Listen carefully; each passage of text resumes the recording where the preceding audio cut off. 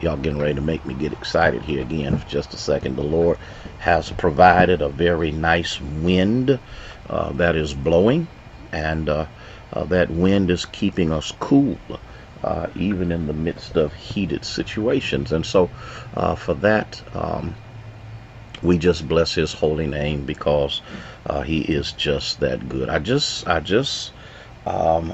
got done listening to um, I just got done listening to some of the most powerful preaching that I've heard in a long time. Just a little snippet of a back in the day, and I got to thinking about how good God is. I got to thinking about how kind He is. I got to thinking about how gracious He is. I started reflecting over the fact that out of all that God has blessed us with and provided us with, none of us are worthy of it. None of us, none of us, none of us, none of us, none of us are worthy to receive what the Lord has in store and has provided and continues to provide for us. None of us are worthy of all that we receive. And I think just every now and then, I know this is a Saturday, and I know people are doing things in preparation so that they can make their way wherever they need to go for Sunday morning worship. But I just thought that this would be a good time to just stop for just a moment and just share with you that God is good. Hey, Jasmine, how are you this evening? Okay, Angie, good to see you. Okay, I just felt that there's a necessity every now and then, in the midst of the chaos, in the midst of the corona, in the midst of all of the things that are going on, that we take just a little time and begin to bless the Lord. I'm always amazed how, hey Daryl, hey Minister Faye, how are you this evening? Cecile, good to see you. Vanessa, good to see each and every one of you. Laverne, how are you this afternoon? And so, in the midst of all of this, um, there needs to be a praise break. There needs to be a moment of reflection. There needs to be a time when you sit back and say to yourself, I'm not going to worry about what I don't have. I'm not going to worry about what's not going on. I'm not going to worry about where I wish I was, but I'm not there yet. Hey, Linda, how are you? I'm not going to worry or concern myself with the vicissitudes of life. Here's what I'm going to do. And here's what I think we all need to do in preparation for what's going to take place tomorrow. Okay, praying for you guys in Rockville, Texas. Tell your husband I said hello, and we are grateful for your watching and your support and your prayers. And in the midst of this, okay, we just need to take that time. We need to take that time, Cecile. We need to take that time and to begin to bless the Lord. Pastor Gray, I'm just trying to get people to understand that out of all that is going on in the midst of these moments, in the midst of the pandemic, in the midst of racial uneasiness, in the midst of not being able to enjoy things that we have enjoyed before, participate in things that we have participated before, we need to stop looking at what we can't do and begin to bless the Lord for what we are doing and can do. Gladys, I hope somebody's hearing what I'm saying.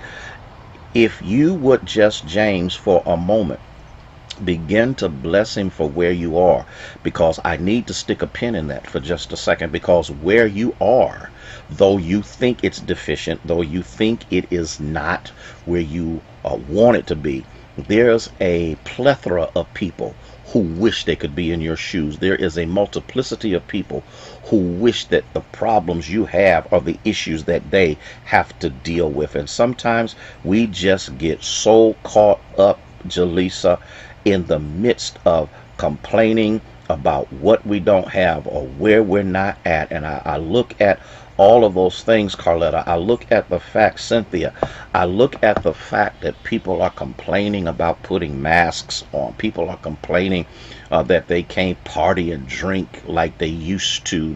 They're complaining about all of this. They're complaining about somebody's trying to take their rights away. Somebody's trying to do this, and Robin, somebody's trying to do that.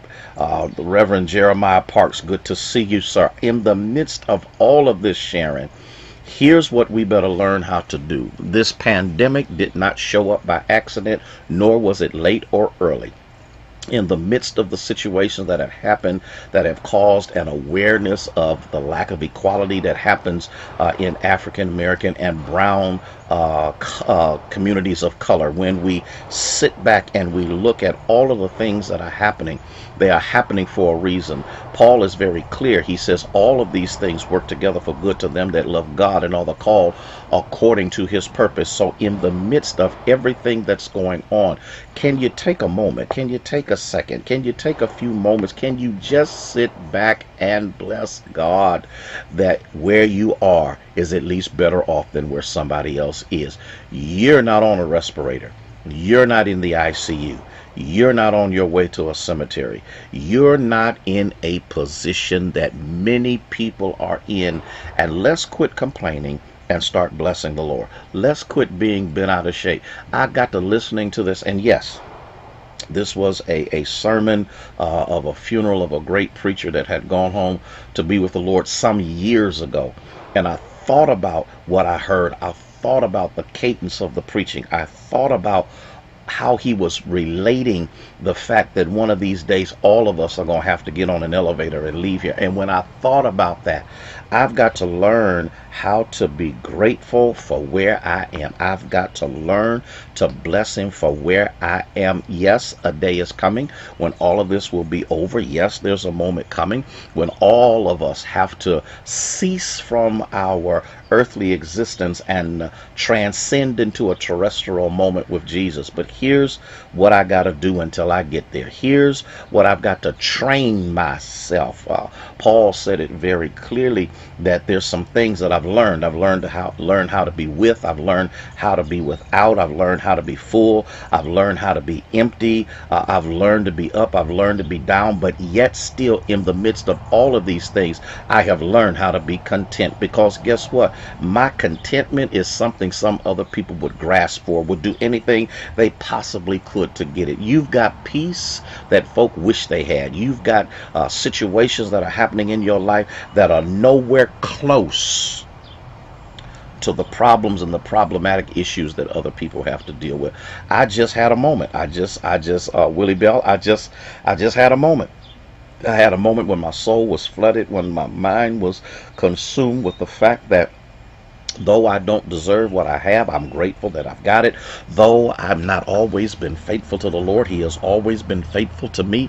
Though I have not always been obedient to the Lord, he has found himself faithful in my life every day of my life. Joe Caruso, how are you, sir?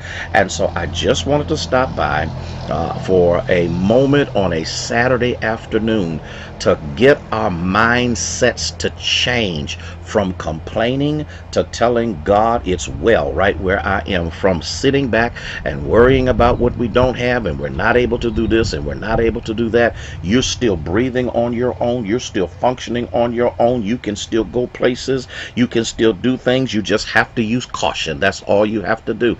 And in God's time, this thing will come to an end. But until then, I wish I had somebody, but until then, I have to learn that whatever condition I find myself in, to quit complaining and start blessing God, because there's somebody in your neighborhood, there's somebody in your family, there's somebody in your city, there's somebody in your state that wished that their problems were yours. Okay, I gotta go.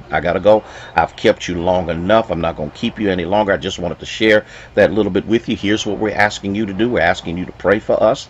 As you know, it will be parking, praise, and preaching that's going to take place outside. Yes, it's an amazing thing how out of all of the days on Sundays are the hottest days. It's supposed to be around about 91 or 92, and that's okay. Because guess what? We can still assemble. We can still wave at each other. For some of y'all, it don't matter about social distancing. I fuss and I fuss and I fuss, and you just roll on over there anyway. But all I'm saying, and this is all I'm saying,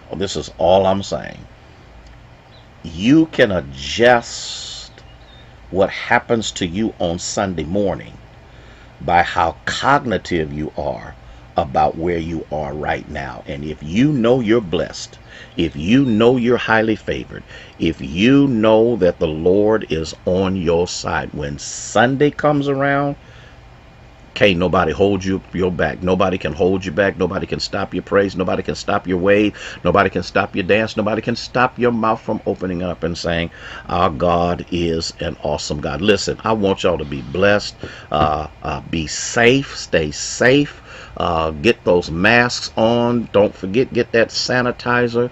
Wash your hands. Do what you need to do. Avoid huge crowds. We are spiking, not just in Ohio, but around the United States of America. And I believe that through him, we are able to do exceedingly abundantly above all we could ask or think. I got to go. Got to get out of here.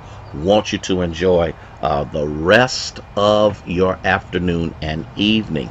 And for those of you who maybe aren't going anywhere, you need to tune in somewhere. You need to drive up somewhere. You need to be a part of somebody's worship experience tomorrow so that you can gain and garner the strength that you will need to make it through another day as well as through another week. Well, I'm gone. It's about the fourth time I done said it. May God bless you. May he keep you is our prayer.